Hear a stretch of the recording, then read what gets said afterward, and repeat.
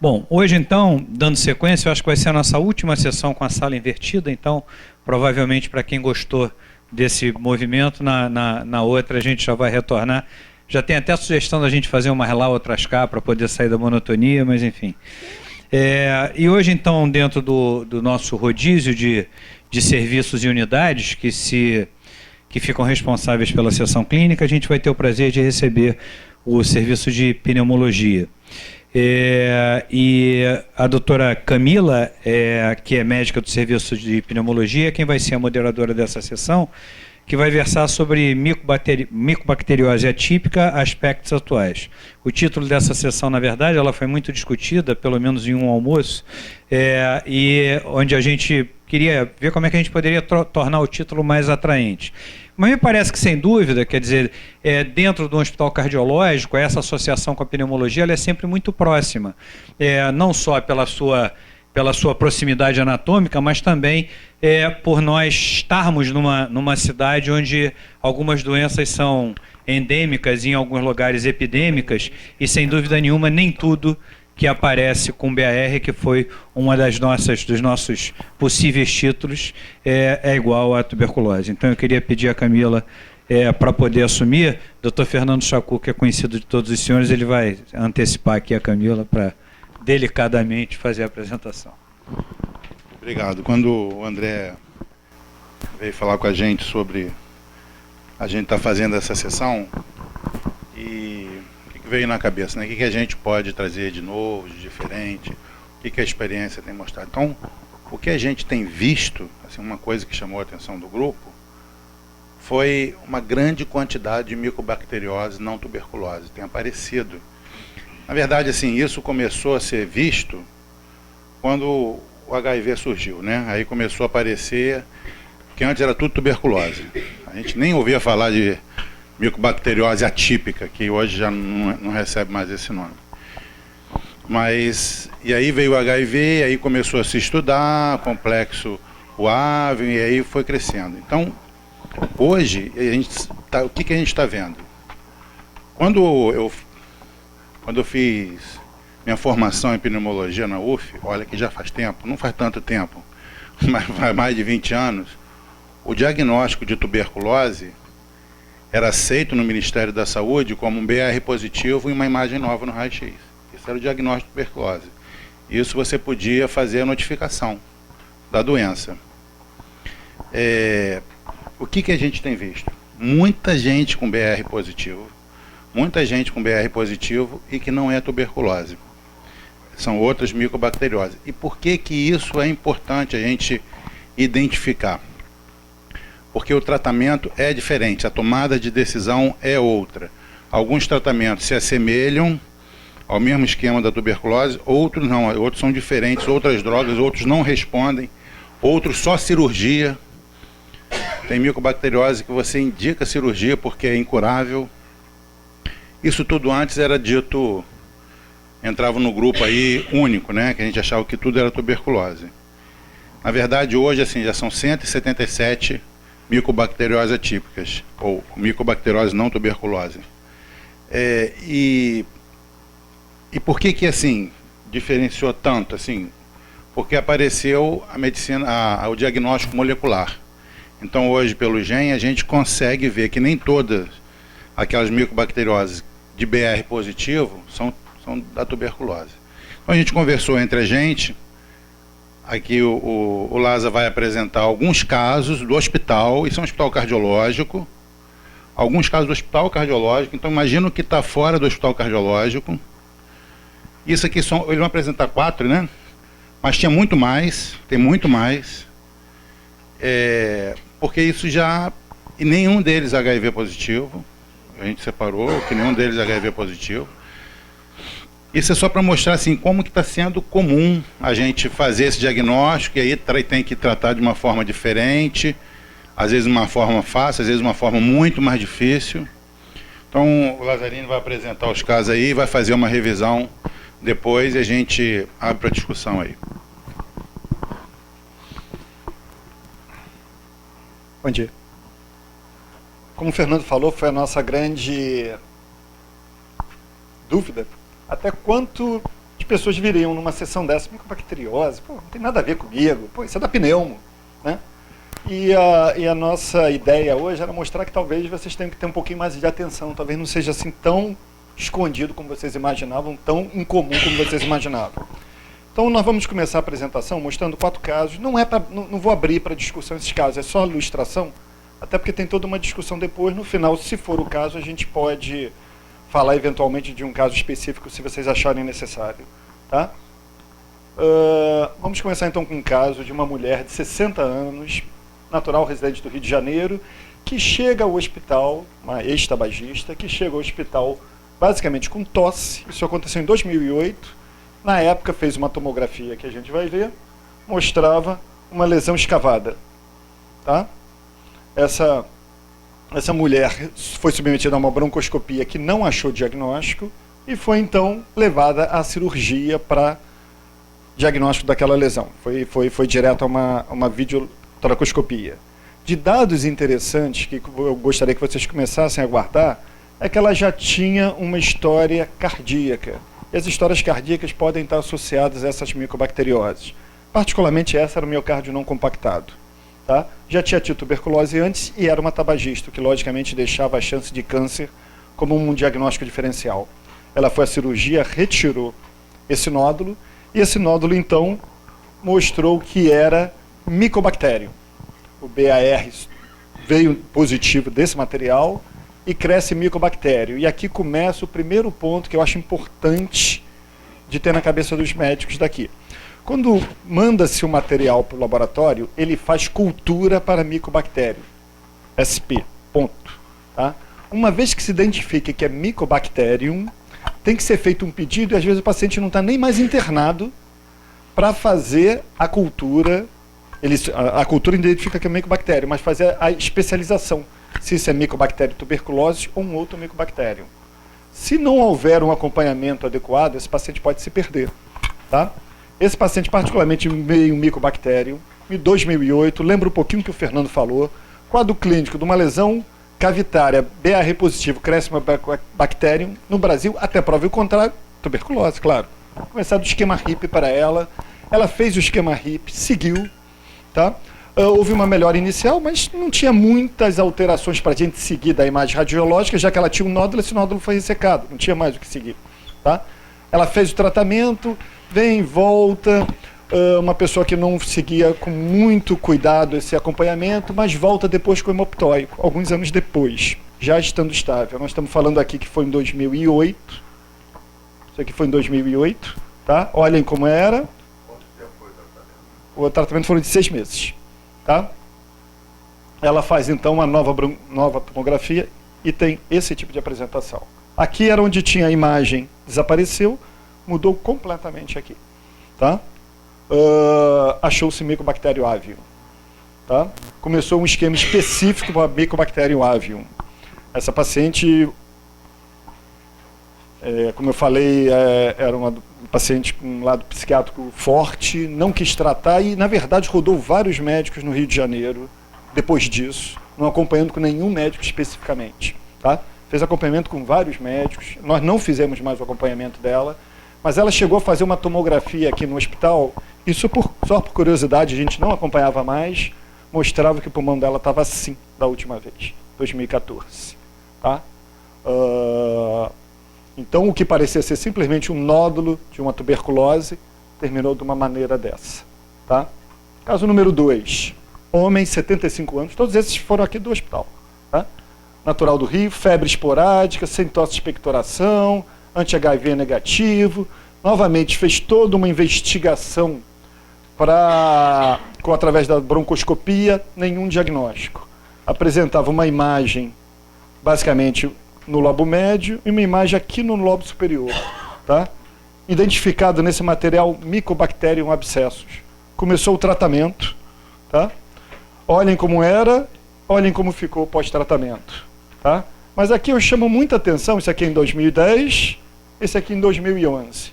Mas notem que a lesão em si, são duas que a gente vê aqui, vão regredir. Mas olhem essa área aqui que não tinha absolutamente nada, olhem a nova tomografia.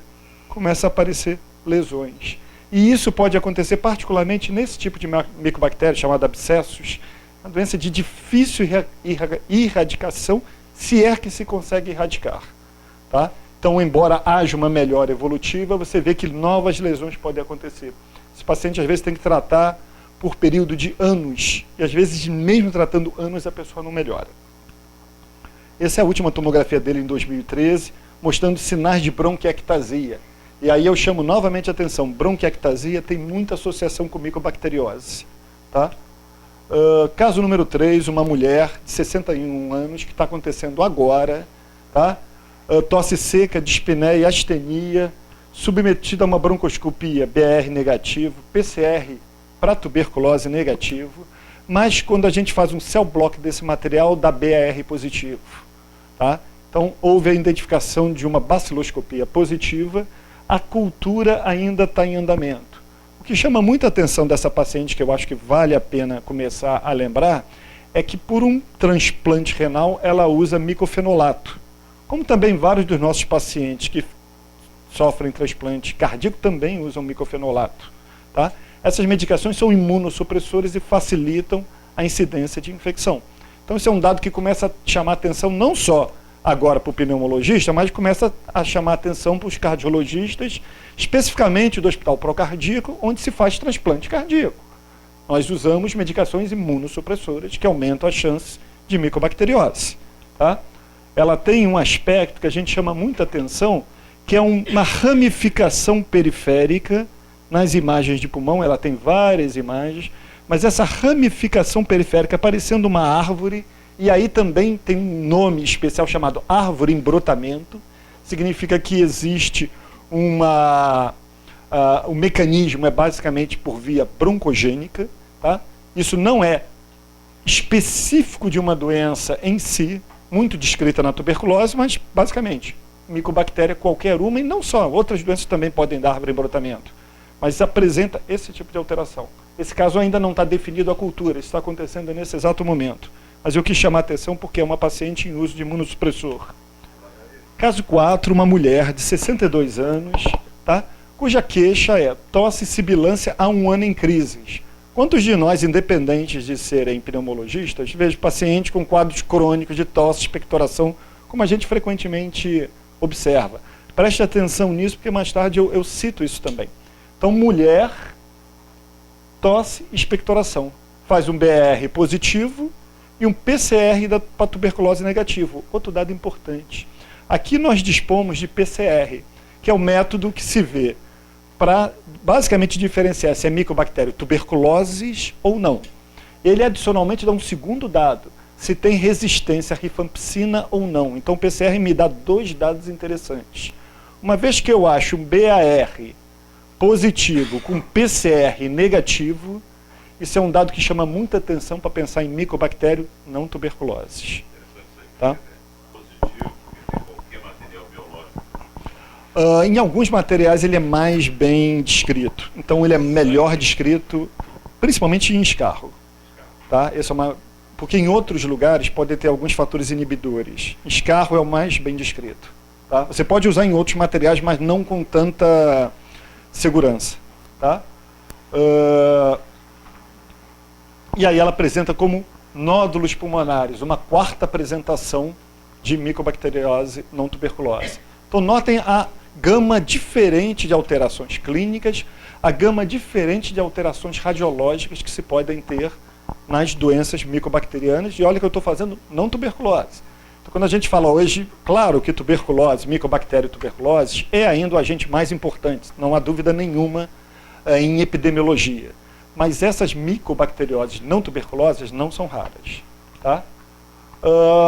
Falando um pouquinho então das micobacterioses não tuberculosas, eu quis só mostrar isso porque eu acho interessante. A gente está falando aqui, o BR é positivo, o BR é negativo.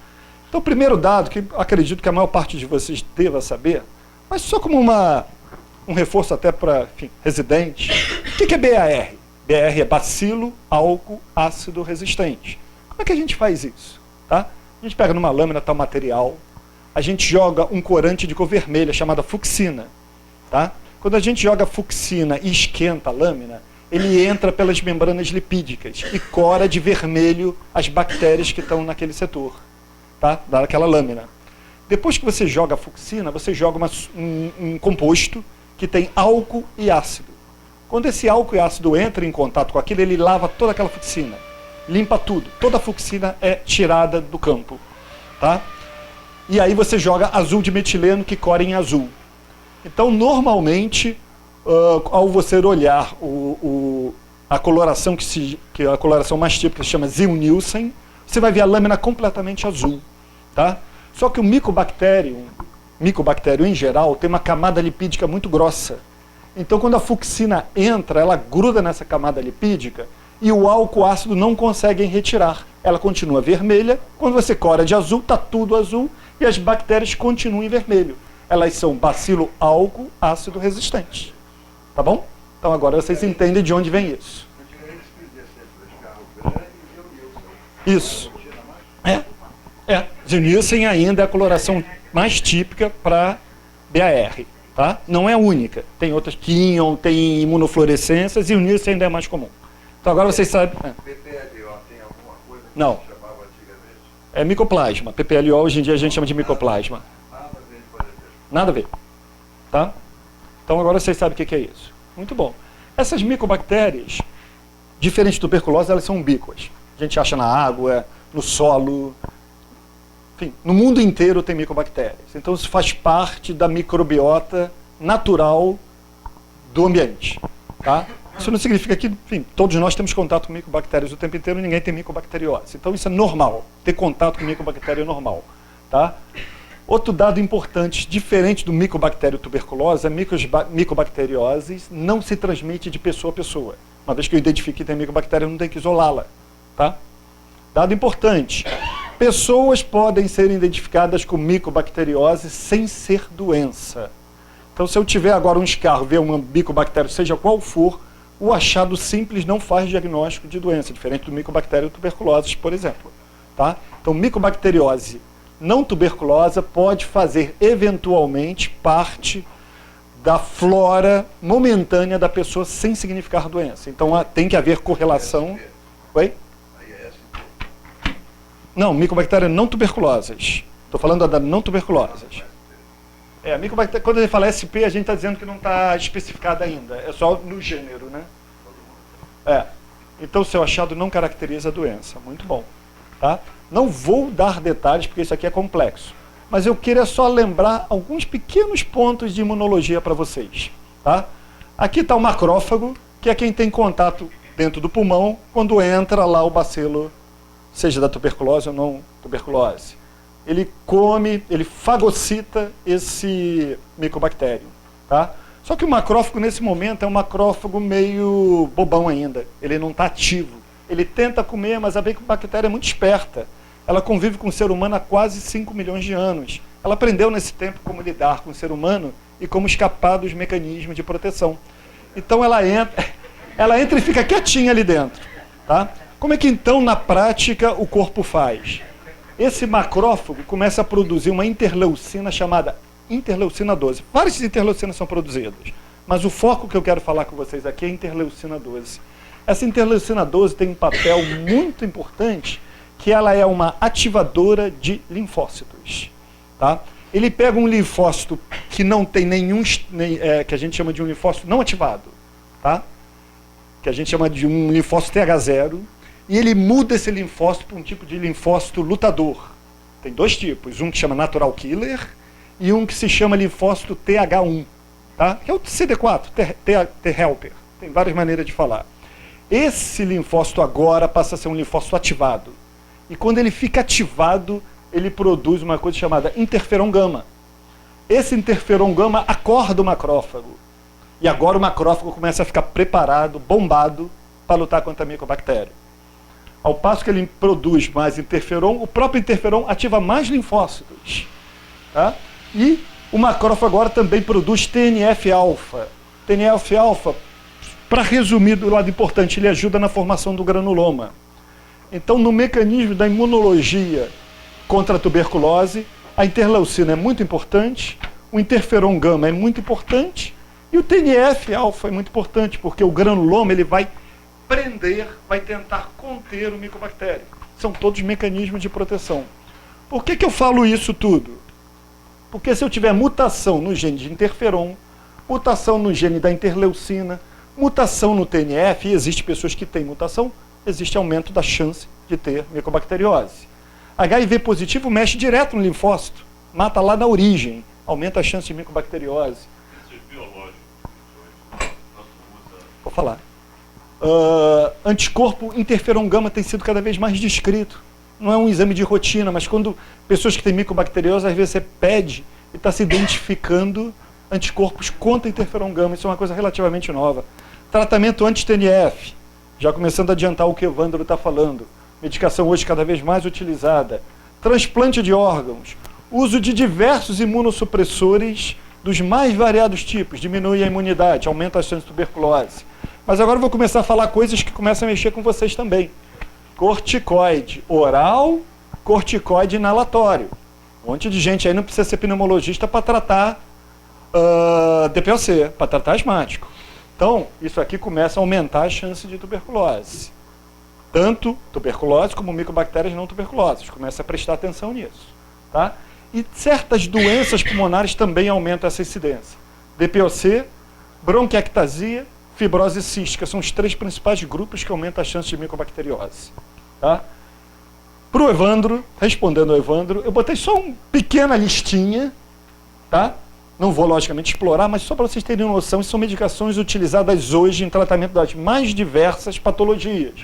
Uns têm como alvo TNF, IL-12, e são vários os alvos, tá? De artrite reumatoide, enfim, são várias as doenças. A maior parte delas aumenta, algumas até muito, a chance de micobacteriose não tuberculose. Tá? Tuberculose também e não tuberculose. Então, olha, você tem esse monte de medicações. Tá? Então, isso está sendo cada vez mais liberado e cada vez mais vai se ter chance de ter micobacteriose por uso de medicações. Não foi nenhum nem 2 casos que já vimos aqui em uso de anti-TNF que fizeram tuberculose. Não temos ainda identificado claramente um com medicação anti-TNF, mas está aqui. Tá? Ah, mas eu sou cardiologista, você ainda está insistindo em falar coisas do pulmão? Bom, então eu vou começar a mexer um pouquinho com os cardiologistas. Tá? A válvula é causa que não é desprezível de micobacteriose. É claro que não é o dia a dia, tá? Mas endocardite por micobactérias não é um artigo para sair como novidade no New England. Existe e é bem descrito, tá? Então comece a prestar atenção. 5 casos de revisão, o que me chama muita atenção e eu quis mostrar para vocês é o tempo entre o começo dos sintomas e o diagnóstico final. 17 meses, 18 meses, 13 meses. Então, é insidioso, é lento e é de difícil diagnóstico, é difícil de pensar. Então, às vezes, meses antes que se faça o diagnóstico. Tá? Ah, mas eu não trato com válvula biológica. Aqui a gente é um hospital que está botando implante de vários devices cardíacos.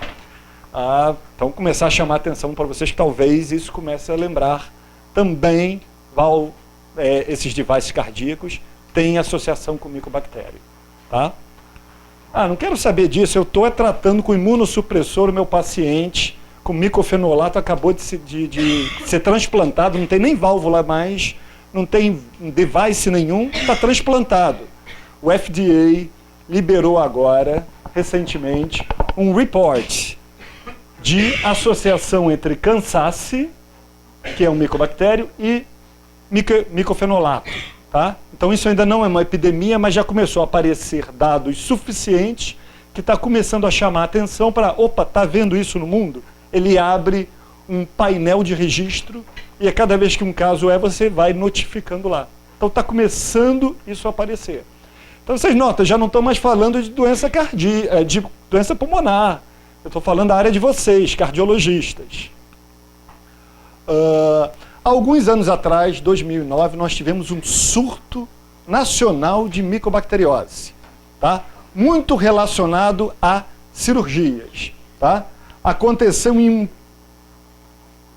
janeiro de 2003 a 2009, 2.128 casos, tá? Ficou até nacionalmente isso, né? Foi muito divulgado na época, hospitais públicos, privados, clínica de plástica, oftalmológica, acupuntura, estética, unidade de vacinação. Então houve uma grande transmissão de micobacteriose intra-hospitalar, tá? Principalmente por causa dos aparelhos usados em videolaparoscopia, esterilização, toda a parte de catéteres foi muito importante, tá? No caso particularmente brasileiro dessa época, um tipo especial de micobactério que é associado àquele abscessos foi o mais descrito na época, tá? Embora vários outros também tenham sido descritos, tá? Então nós estamos falando de doenças intra-hospitalares, tá? Nessa nota, Rio de Janeiro, anos, isso até 2008, como houve um aumento da descrição de casos de micobactério, esse registro vai até 2009, então não está atualizado, mas como não foi uma doença rara, tá? As micobactérias podem atingir sistema de refrigeração hospitalar ou de outros lugares, a sauna, e isso pode transmitir micobactério. Como aqui não há nenhum caso de micobacteriose, a gente logicamente não precisa estar correndo e procurar se o nosso sistema de refrigeração, por exemplo, tem contaminação ou não, já que eles fazem parte da natureza, tá? Mas se esse é um problema.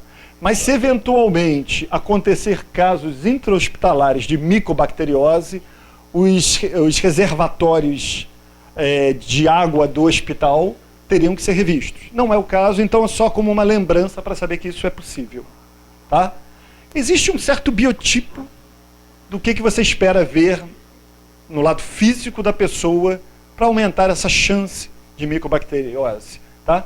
Então é mais comum no idoso, é mais comum nas mulheres altas, magras, olha só, não tabagistas. Então, olha, em princípio, por que você vai pensar nisso? Mas existe uma incidência maior nesse grupo de pessoas, inclusive não tabagistas.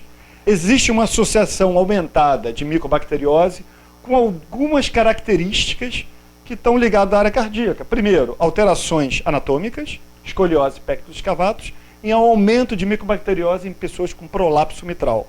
Naquele caso que nós descrevemos, não tinha prolapso, ela tinha miocárdio não compactado. Mas vocês, cardiologistas que trabalham com essa área, lembrar, prolapso de válvula mitral é um fator de risco para micobacteriose por incidência, por estudos de epidemiologia, tá? Alterações de mutação nesse gene, CFTR, se vê nos pacientes com fibrose cística, não é nosso grupo aqui, tá? E aquele corpo anti-interferon gama, existe uma incidência maior nos grupos asiáticos, também aparentemente não é a nossa realidade, mas esses outros lados aqui são. Fernando falou, são centenas de micobactérias que existem, tá? A gente geralmente define o gênero como Mycobacterium, e os micobactérios podem ser definidos basicamente em 3 grandes grupos. Os micobactérios de crescimento rápido e os micobactérios de crescimento lento, tá? Nos micobactérios de crescimento lento, você pode ter 3 grupos. Um é o micobactério lepra, que é uma coisa completamente à parte. Ele funciona como um micobactério completamente diferente dos outros. E os micobactérios de crescimento lento, tirando o lepra, pode ser o micobactério do tipo tuberculose e os micobactérios não tuberculosas. Quando eu falo em Mycobacterium tuberculosis, só para vocês saberem, na verdade a gente chama de complexo Mycobacterium tuberculosis, porque não existe um único tipo de Mycobacterium tuberculosis. Existem, na verdade, 5 descritos de Mycobacterium que fazem parte do complexo Mycobacterium tuberculosis, sendo que o mais famoso do complexo Mycobacterium tuberculosis é o Mycobacterium tuberculosis. Mas tem Mycobacterium africano, pinniped, canete, tem outros bovis, BCG, todos esses são Mycobacterium tuberculosis, fazendo parte da família complexo Mycobacterium tuberculosis. E tem os micobactérios não tuberculosos, tá? Então, as micobactérias não tuberculosas podem ser divididas nas de crescimento rápido e nas de crescimento lento, Tá? Quais são as mais comuns do dia a dia? Micobactério avium, que se mistura muito com outro micobactério intracelular. Então a gente geralmente, os dois têm tanta associação que a gente fala que eles são juntos. Complexo micobactério avium intracelular. Esse é o grupo mais associado com os pacientes com HIV positivo. Tá? Cansaço, abscessos, quelone, que também formam um outro grupo. Alguns são mais incomuns, mas são descritos. E outros são mais raros. Mas como eu falei para vocês, tudo isso aqui descrito em ser humano. Os mais frequentes, os menos frequentes. Tá? Nós, nos nossos casos aqui, vimos avium, vimos cansaço, vimos abscessos. Tá? E não são cepas, porque cepas é do mesmo grupo. Eles são de famílias diferentes. Tá? Ou espécies diferentes. A gente define, então, as micobactérias não tuberculosas, as que têm crescimento rápido. Crescimento rápido é, no meio para micobactério, então quando eu peço a cultura para micobactéria, é aquele mesmo meio, tá? Que eu faço micobactéria e tuberculose, elas também crescem. As de crescimento rápido crescem em menos de 7 dias. O micobactério e tuberculose, todo mundo sabe que vai crescer em torno de 1 mês, habitualmente, se o meio é sólido. Meio líquido pode ser um pouquinho mais rápido. Então, as de crescimento rápido, em 7 dias você já vai ter identificado. Tá? Lembrando aqui o abscesso, o fortuito, que são os mais comuns na prática médica. E tem os de crescimento lento. Da mesma maneira que o micobactério tuberculose vai demorar até essa identificação. Pode demorar também 1 mês para ter essa identificação. Entre esses vários outros que estão aqui. Então, como é que eu vou dizer que o paciente tem doença por micobactério? Estamos falando aqui no caso especial dessa apresentação, não tuberculose. Primeiro ponto, tem que ter quadro clínico. Então, ponto número 1, quadro clínico compatível. Tá? Início insidioso de tosse seca ou produtiva, ocasionalmente com sangue. Nada diferencia de um quadro crônico, seja de tuberculose, seja de outra doença. Dispneia, febre, calafrio, sudorese noturna. Lembre-se de um dos casos que eu apresentei para você como bronquite recorrente há 1 ano, com quadros de bronquite que não melhoravam, mal-estar, fraqueza. Sintomas são inespecíficos. Frequentemente, quando você olha isso, vai pensar em micobactério tuberculose. Lembre-se que naquele primeiro caso, pensamos em micobactério tuberculose. E não era. Tá? E ela piorou. Então, achar isso não é igual a tuberculose. Tá? Segundo ponto importante, alteração radiológica. Tá? Alteração radiológica hoje, a gente nem mais fica conversando sobre raio-x. Vamos direto ao ponto, vamos à tomografia. Tá? Apresentei para vocês diversas diferentes formas tomográficas compatíveis com micobactério não tuberculose. Tá? Então, os mais comuns são a presença de nódulos pulmonares, que podem ser isolados ou múltiplos, frequentemente são múltiplos. Tá? Infiltrados com cavitação, foi o que vocês viram também aqui. Consolidação, principalmente nos lobos médio e língua, foi o que vocês viram também naquele caso que respondeu muito bem, as imagens no lobo médio desapareceram. Então, isso não é apresentação de tuberculose. Isso aqui não é apresentação de tuberculose, isso aqui pode ser. Tá? Frequentemente, esses pacientes já podem ter doença de base, bronquiectasia, a micobactéria adora bronquiectasia. Então, se já tiver bronquiectasia, ele gosta de ficar lá e, frequentemente, ele leva a bronquiectasia. Tá? E pode se apresentar também com um quadro de pneumonia, de hipersensibilidade, um quadro um pouquinho mais de filtrados, um pouquinho mais diferente. Tá? Mas as micobactérias não tuberculosas, diferentes da micobactéria tuberculoses, tá? Não gostam de líquido pleural, não gostam da pleura. Então elas habitualmente não causam derrame pleural, nem causam linfadenopatia em mediastino, hilar, coisa que a tuberculose pode fazer. Tá? Então o quadro clínico, às vezes, aliás, o quadro radiológico, às vezes pode se misturar, mas tem alguns detalhes que chamam a atenção. Isso aqui não parece tuberculose, isso aqui não é uma bactéria comum, isso não é apresentação comum. Então falamos que necessitou do quadro clínico, necessitou do quadro radiológico e, por fim, microbiologia ou histopatologia. Muito bom.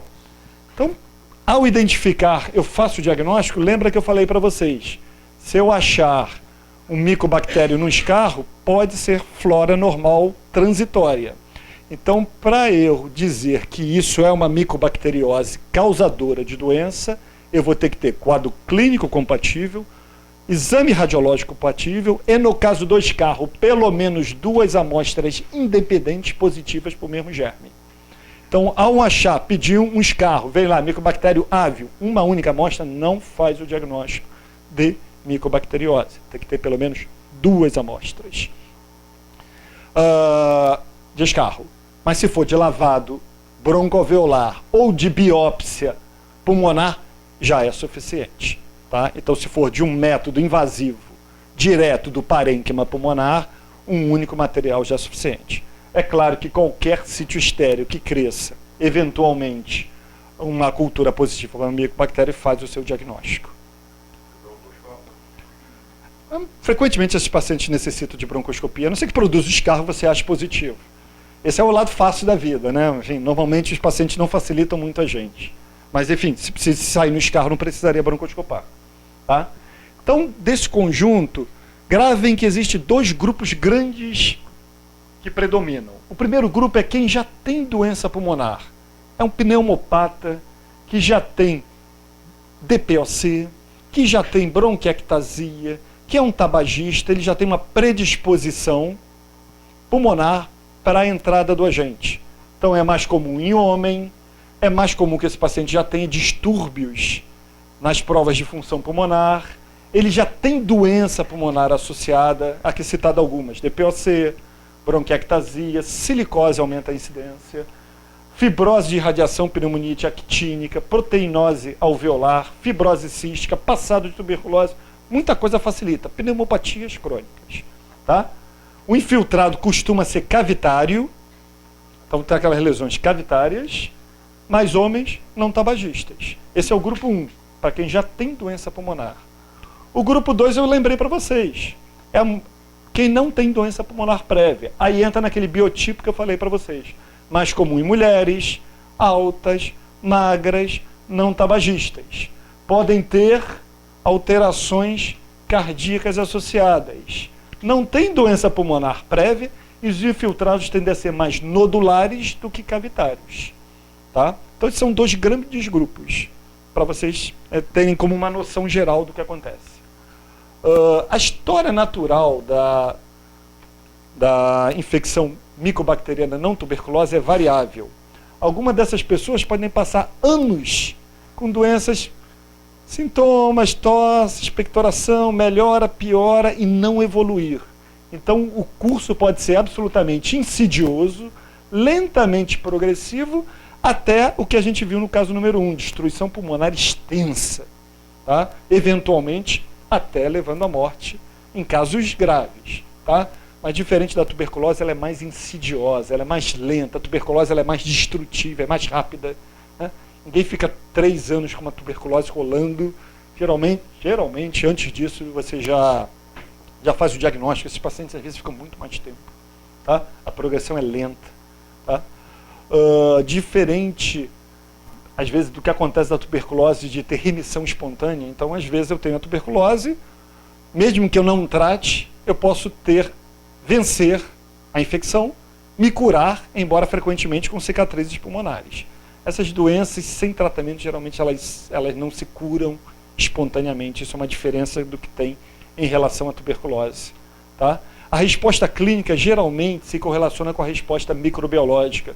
Você começa a tratar, o cara melhora, a parte microbiológica melhora. Aí você trata, você vê, o cara não melhora, tem febre, não melhora, tosse, expectoração, você já percebe que não existe uma melhora clínica, a melhora radiológica, a melhora microbiológica termina não acontecendo junto, eles andam muito em paralelo. Há uma diminuição da inflamação, melhora clínica acompanhada, o que facilita. E, como eu falei para vocês, às vezes a gente trata simplesmente o paciente não é curado ou depois de tratado pode recidivar. Tá? Então elas são muito difíceis, principalmente o micobactéria abscessos, de esterilizar. Você não cura completamente a pessoa, você vai controlando, às vezes, anos de tratamento. Tá? Então, o tratamento é um pouquinho diferente da tuberculose. Tá? Embora seja uma micobacteriose, eles têm comportamentos diferentes. Então, no caso especificamente do micobactério ávio intracelular, tá? A base do tratamento de qualquer uma dessas micobacterioses normalmente é macrolídeo. claritromicina ou azitromicina, quase todos eles necessitam disso. Tá? No caso vou falar aqui. No caso do micobactério ave intracelular, dependendo da gravidade, a administração pode ser diária ou 3 vezes por semana. Se a doença é nodular pequena, bronquiectasia pequena, o tratamento é 3 vezes por semana. Se a doença é fibrocavitária mais avançada ou grave, o tratamento é diário. E aqui já começa outra diferença em relação à tuberculose. Duração 12 meses após a cultura negativar. Não é 12 meses de tratamento. Então notem que a dificuldade é muito maior. Tá? Se a doença é localizada, se for uma doença só localizada, você realmente pode considerar fazer uma ressecção e extirpar o problema. Né? Então se for uma bronquiectasia localizada, você acha ele assintomático, às vezes uma lobectomia resolve. Se for uma micobacteriose, implante de mama ou cirurgia em que houve videolaparoscopia e houve uma lesão, aí obrigatoriamente é cirurgia, você tem que retirar a prótese se for por contaminação de prótese. Tá? Cansaço é um pouquinho diferente, que ele se aproxima um pouquinho mais do tratamento para tuberculose. Você usa rifampicina, etambutol e isoniazida. Se não tolerar a isoniazida, você coloca macrolídeo. Mas no caso do cansaço, o cansaço ele é mais... o astro dele é a micobactéria tuberculose, ele tenta imitar. Então ele tenta imitar tanto no quadro clínico como no tratamento. Tá? O cansaço tem essa característica. E o abscessos é aquilo que eu falei, muito difícil. Terapia curativa é muito difícil. Frequentemente você tem que usar multidrogas. E a maior parte dessas drogas não são por via oral. Então está colocado aqui macrolídeo, mas frequentemente você tem que associar muitas outras drogas que não são orais e que por usos por longo prazo são tóxicas. Às vezes é necessário se a doença for progressiva. Novamente, muito tempo de terapia. Tá?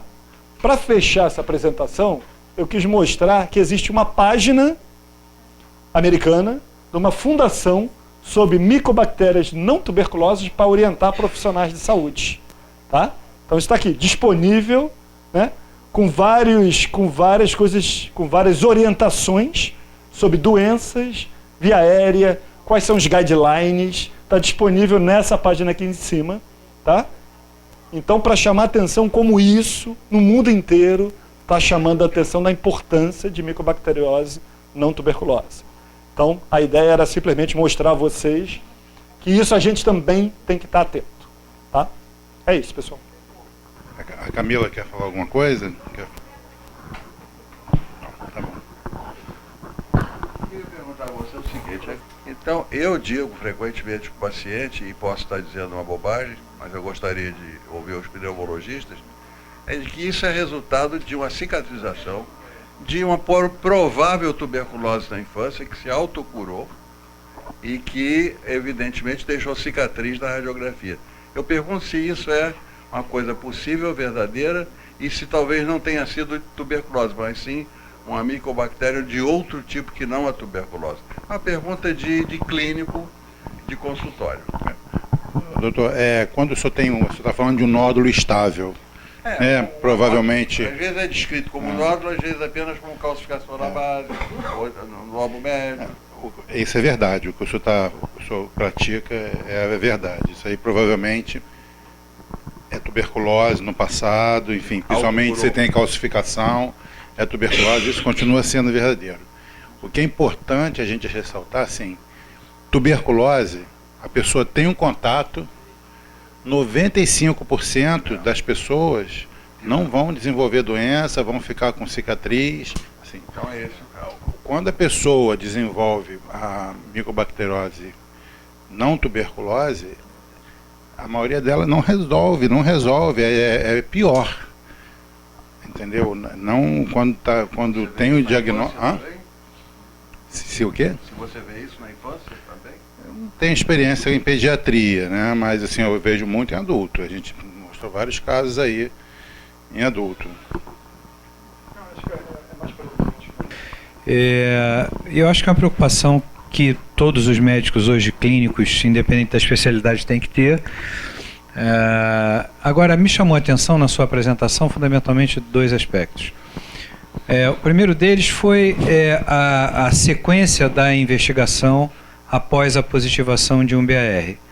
Então, o Chacon falou que até quando ele estava lá na UF fazendo a residência dele de pneumologia, BAR positivo era igual a tuberculose. A pergunta é, dentro num ambiente que a gente vive, no Brasil, Zona Sul do Rio de Janeiro, Rocinha aqui do lado, que a gente sabe que é um foco de tuberculose, como é que isso funciona na prática? Se eu tiver um BAR positivo no posto de saúde da Rocinha, hoje como é que é feito isso? Esse paciente é tratado ou ele passa por todo esse processo? E se não passa por todo esse processo, o que a gente está vendo é que existe fundamentalmente uma diferença de tempo de tratamento, que são 12 meses. Existe uma diferença na estratégia de tratamento, que na grande maioria deles englobam o macrolídeo, mas também englobam outros medicamentos que estão no tratamento da tuberculose. A pergunta até que ponto esses doentes podem estar sendo tratados, curados com o esquema tuberculose-like, e aí eu estou falando do HIP clássico. E a segunda pergunta na prática, como é que isso acontece? Isso pode estar sendo feito no posto de saúde? A Rocinha faz isso hoje, o pessoal da Rocinha consegue fazer isso que foi mostrado aqui, ou isso ainda se restringe a um pequeno grupo de pacientes que podem se beneficiar dessa estratégia e que, na verdade, o que a gente precisa fazer é fazer HIP ou seja o que for para todo mundo? Isso, postos de saúde, todos eles hoje em dia já são equipados com o teste de PCR para tuberculose, tá? Então isso facilita um pouco, né? Porque na realidade você tem um BR positivo, chama atenção se o PCR vier negativo. Então isso já é um alerta, né? A maioria dos postos de saúde hoje fazem esquema DOT, né? Então, assim, os pacientes vão lá e recebem a medicação. O esquema DOT é o tratamento supervisionado pelo menos 3 vezes por semana, né? Então, assim, o paciente é obrigado a ir ao posto de saúde. Então, tem uma supervisão, né? Se o doente está melhorando ou não, né? Tomando o esquema regular direitinho. Então, isso eu acho que a primeira coisa é o PCR, né? Que já te alerta. E a segunda parte seria o tratamento supervisionado e é supervisionado por um médico, né? Então você consegue perceber se o doente está melhorando ou não, né? E na maioria dos casos, quando você acha que tem alguma coisa diferente, você tem que passar para tratamento no centro de referência, que é em Curicica, que é normalmente quando eles tratam esses doentes, tá? Lá no Estado da Lagoa, onde eu trabalho, a gente também faz tratamento de micobacteriose atípica, pode referenciar para a gente lá. E aí também tem o pessoal da Rocinha, costuma ir para lá também. E aí vai pelo CISREG mesmo. Só um dado importante, só para complementar o que já foi dito, né? Uma coisa é o que a gente está falando aqui de Hospital de Zona Sul, outra coisa é Brasil, resto, né? Então, lógico que muito do que a gente está fazendo aqui não está disponível no resto do Brasil. Existe centro em vários estados chamado LACEN, em que, uma vez que é identificado, esses laboratórios fazem essas culturas. Então, não é qualquer cidade que tem capacidade de fazer isso, mas todos os estados têm capacidade de fazer isso na prática. Tá? Então, existe montado a nível nacional esses laboratórios, centros laboratoriais. Tá? É claro que, na experiência brasileira, a cada 90... Enfim, eu posso estar até usando números chutados. Mas é claro que a micobactéria tuberculose é o tchan da história, por vários aspectos. Primeiro, porque é o mais prevalente, transmite, e nós temos uma epidemia nacional de tuberculose, sendo que, só para chamar a atenção, o Rio de Janeiro é o principal lugar de tuberculose do Brasil. O Rio de Janeiro e Amazonas. Só que Amazonas quase não tem gente, no Brasil, e no Rio tem muito. Então o Rio de Janeiro é o maior foco de tuberculose do Brasil. Então, se você identificar que é um BR positivo e tratar para tuberculose, em campanha, a coisa mais adequada de custo-benefício, né? Você vai diminuir a transmissão e a chance é muito maior. Tá? Eu acho que só o que vale a pena saber é porque na maior parte dos lugares que vai ter a BAR, PCR ótimo, cultura mandando para um centro de referência. Mas se o paciente chega jovem, com uma doença cavitária, tosse, expectoração, emagrecendo, BR positivo, Na maior parte das vezes, isso é Mycobacterium tuberculosis. Tá? Agora, o que eu queria hoje que as pessoas tivessem com a cabeça um pouquinho mais aberta é que nem todo caso é Mycobacterium tuberculose. Existem subgrupos que você tem que começar a olhar de uma maneira diferente antes de simplesmente dizer isso é tuberculose. Então, esses subgrupos é que deve tomar uma atenção maior. Não está respondendo, opa, esse caso aqui a gente tem que começar a olhar melhor. Como é que está a questão da resistência ao tratamento do Mycobacterium tuberculose hoje em dia? Como é que está isso? A resistência no Brasil é baixa. É baixa? É baixa ainda. O percentual de resistência primária, ou seja, eu pego de uma pessoa e ela já vem com resistência, é abaixo de 3%. É diferente de eu pegar um paciente que é esposa de um paciente com tuberculose não tratada. Essa paciente, se pegar tuberculose, a chance de ser resistente é maior, porque ela teve contato com alguém resistente. Mas, assim, no geral, a taxa de resistência aos tuberculostáticos no Brasil ainda é baixa. Tem a ver com o abandono de tratamento, né? Tem tudo a ver com o abandono de tratamento, tudo a ver. Tá? Então, em alguns lugares, o Fundão é um deles, o centro de Curicica, existe ambulatórios de tuberculose multiresistente. Logicamente, o tratamento fica muito mais complexo, entram medicações injetáveis e algumas medicações que só tem centro de referência. Tá? Mas isso é um percentual baixo do global. Eu queria ouvir o Juliano. Juliana, assim, queria saber aí do ponto de vista da comissão, dos materiais que tem que veicular aí, da limpeza, se vocês têm preocupação com a micobacteriose atípica, como é que é, se tem alguma coisa diferente, enfim. Lógico, a gente tem toda uma preocupação, a gente tem até um zelo, digamos, a mais, com vários procedimentos, a gente segue as rotinas, inclusive a gente tenta seguir não só da Anvisa, mas também do CDC, que são mais exigentes ainda do que a nossa fiscalização. Mas, na verdade, a gente até em relação ao surto que teve, né, que foi mais ou menos de 98 a 2008, né, e aí o que acontece? Eles proibiram o glutaraldeído, né, que foi o que foi proibido, a gente já não usa.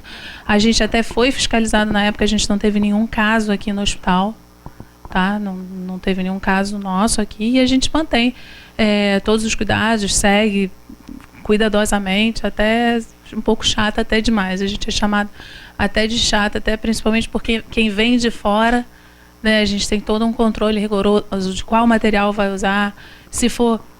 É porque a maioria não é termorresistente, né? Porque se ideal, se for termorresistente, a gente não bota nem solução, né?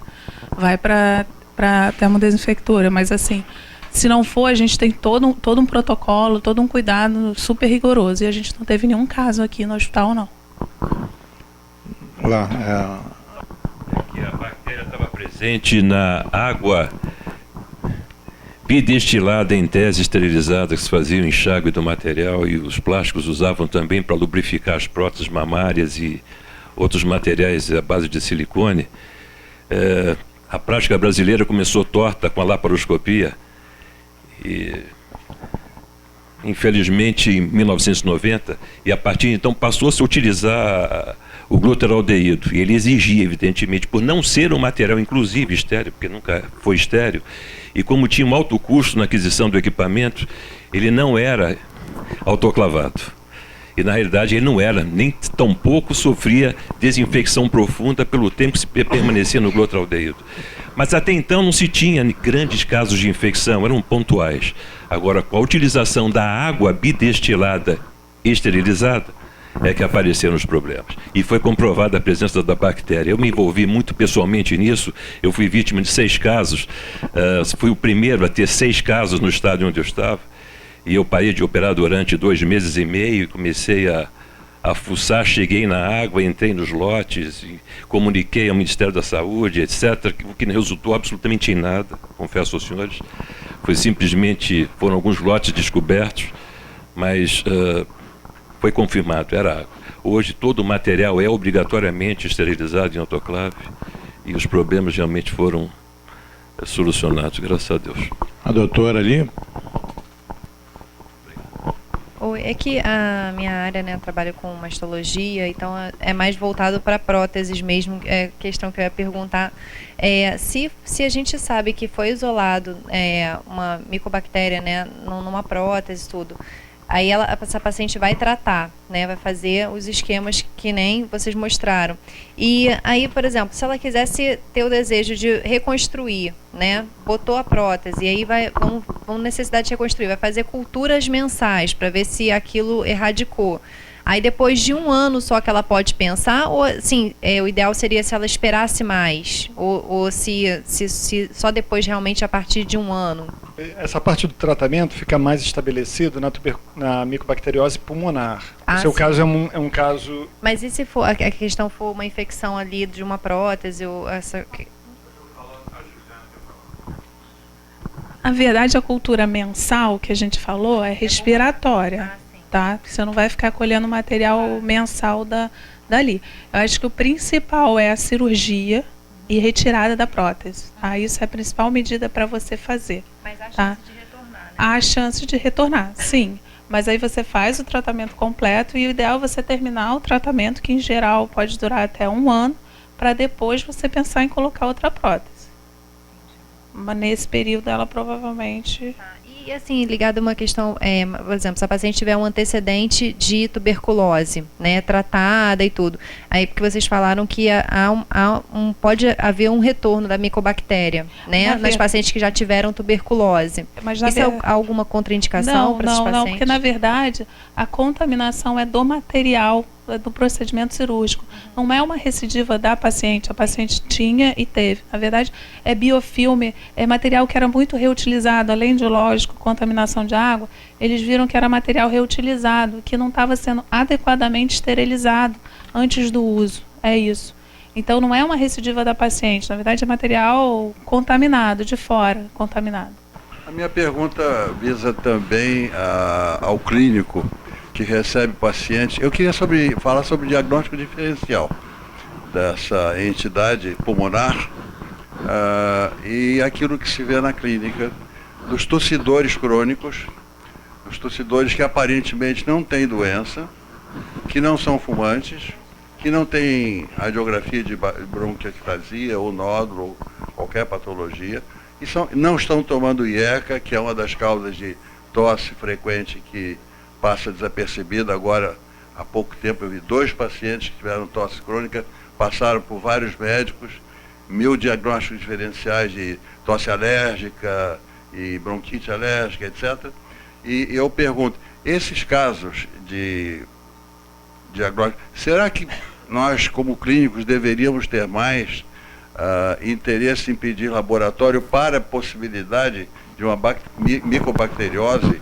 E eu pergunto se o muco é um fator diferencial, se esse tipo de micobacteriose que você está descrevendo produz muco das mucosas, porque uma das coisas que a alergia de mucosas produz, a hipersensibilidade de mucosas produz, que todo mundo chama de tosse alérgica, ou então secreção nasal, rinite alérgica, é justamente essa secreção aquosa ou mucoide.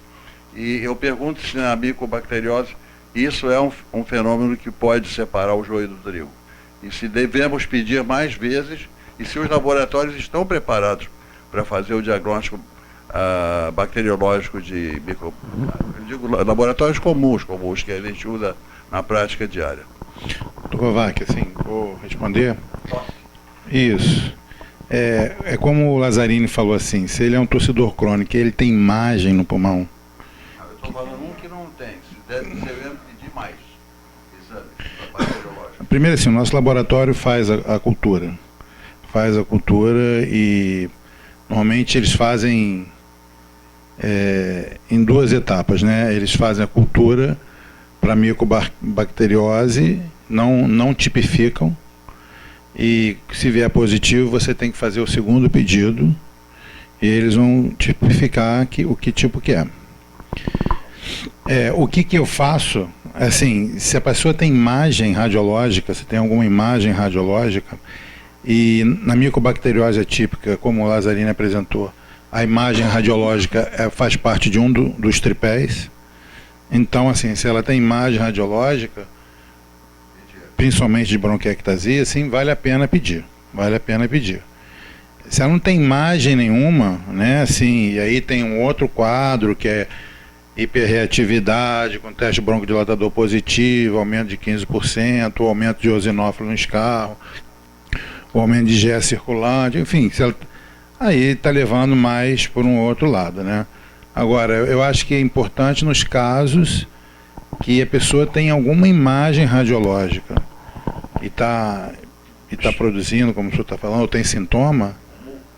Isso, é um torcedor crônico, mas tem uma bronquiectasia, ou tem alguma coisa que chama atenção. Hoje eu peço. Chacô, considerando a prevalência da bronquiectasia e a possível não relação da micobacteriose identificada no escarro com a doença. Então, André, assim, a não relação é de né? É de um escarro. Você pede um, veio positivo, você pede o segundo. Ou você pede um, veio positivo, você faz a broncoscopia. É assim, e a pessoa tem que ter clínica, tem que ter imagem. Não, porque a pergunta, porque você falou da imagem, uma coisa é aquela imagem que o Lázaro mostrou. Outra coisa é a bronquiectasia, que a gente olha na tomografia e fala assim, isso aqui é um padrão de bronquiectasia. Esse cara está tossindo. Então, assim, entendeu? Eu digo o seguinte, a prevalência da bronquiectasia, qual é a prevalência de bronquiectasia na população geral? Não, é baixa, mas talvez seja das alterações radiológicas a mais alta. Mais alto, com certeza é infiltrado. Não, mas assim, com infiltrado com lesão crônica, acho que a bronquiectasia talvez seja, se não a mais, uma das mais prevalentes. Deixa eu falar. O que é importante? O que é assim, o que está mostrando? A gente tem que prestar atenção na micobacteriose atípica. Vou te devolver a pergunta. Você tem um paciente com bronquiectasia, torcedor crônico. Aí você faz a cultura, veio positivo para micobacteriose atípica patógena. Existe um grupo de micobacteriose atípica que não são patógenas, tá? Então você tem um grupo que é patógena, que é essa que o Lázaro falou. Existe uma gama também de mais de 50 que não é patógena. Se for essa, você não se preocupe, você tem que separar. O laboratório vai tipificar, vai dizer qual é o tipo. Aí você pega lá no Ministério da Saúde ou em vários sites, tem quais são as patógenas, prováveis patógenas e quais não são. Aí, essa é patógena. Aí você fez o segundo escarro, deu positivo. Então você tem uma micobacteriose atípica, caracteristicamente patógena, em 2 escarros e numa bronquiectasia. Você trata? Eu mando para você resolver. Isso, você faz bem, é a melhor decisão que você teve. Acho que eu vou resolver essa encrenca, rapaz, tá maluco? Você fez uma boa decisão. Só lembrar. Quantos dias você faz, Robert, isso aí? 10 dias, 20 dias? Então, acho que o dado importante para te responder é o seguinte. Bronquiectasia não é raro de se ver. Então, às vezes é um achado, enfim, o paciente teve tuberculose no passado, tem bronquiectasia ou tem alguma doença. O tabagismo só não é tão característico da bronquiectasia, ele é mais do enfisema, mas poderia até aumentar. O mais comum no paciente bronquiectásico é ter infecção inespecífica, é o mais comum. Tá? Então você vai começar a suspeitar de que isso pode ter, se você trata e não melhora. Vai fazer uns 4 ciclos de antibióticos. Vai fazer você trata com antibiótico, o cara melhorou, não é micobactéria, você não vai ter que pegar todo o paciente bronquiectásico que produz escarro e sair pesquisando micobacteriose. Tá? Então o mais comum é bactérias comuns.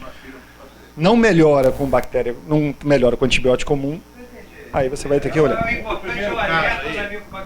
O primeiro caso que foi apresentado, que foi não sei se foi o primeiro, foi um que deu o abscessos. Foi o segundo, bom, não me lembro qual foi. É isso, ele era um caso de uma bronquiectasia e que eu pedi cultura. E veio. E aí a gente repetiu, veio e aí... Você foi lá para consultar, né? Não, veio 2 culturas positivas. E aí a gente fez o diagnóstico e o tratamento horrível.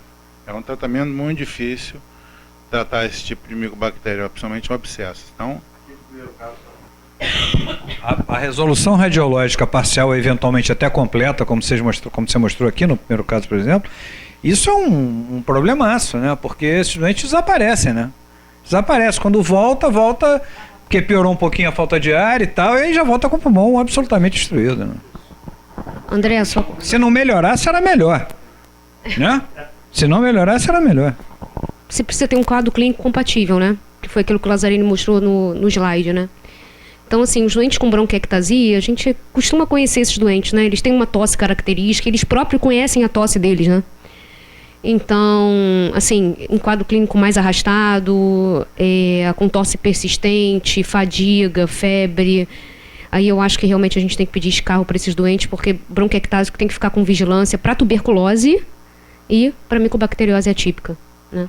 Bom, a gente está terminando. Alguém tem a última pergunta a fazer ou estamos resolvidos? Então, eu queria agradecer ao Lazzarini. Obrigado. A Juju. Muito obrigado a todos. Chacô, obrigado. Lázaro, obrigado. Camila. Ju.